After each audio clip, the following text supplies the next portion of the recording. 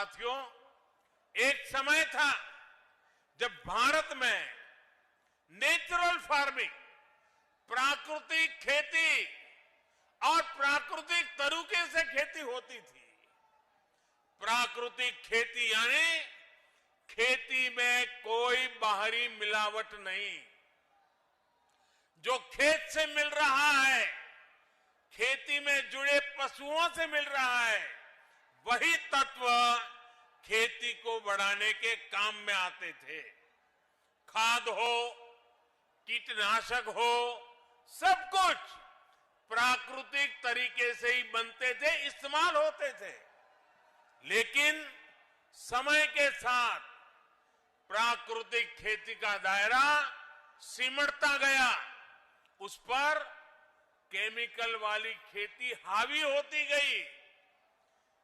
धरती मां के कायाकल्प के लिए, हमारी मिट्टी की सुरक्षा के लिए, आने वाली पीढ़ियों के भविष्य को सुरक्षित रखने के लिए अब हमें एक बार फिर प्राकृतिक खेती की तरफ मुड़ना ही होगा। यही आज समय की मांग है और इसलिए अब सरकार नेचुरल फार्मिंग को बढ़ावा देने के लिए, किसानों को जागरूक करने के लिए बहुत बड़ा अभियान भी चला रही है। और आज जब हम आजादी के 75 साल आजादी का अमृत महोत्सव मना रहे हैं, तब मैं देशवासियों से, खास करके मेरे किसान भाइयों बहनों से, विशेषकर मेरे छोटे किसानों को आज किसान दिवस पर आग्रह करूंगा कि आप प्राकृतिक खेती की तरफ आगे बढ़ें। प्राकृतिक खेती खर्च भी कम होता है, उत्पाद भी बढ़ता है। ये खेती का सबसे सस्ता तरीका है, सबसे सुरक्षित तरीका है और आज के विश्व में प्राकृतिक खेती से पैदा हुई फसलों की कीमत भी बहुत ज्यादा है।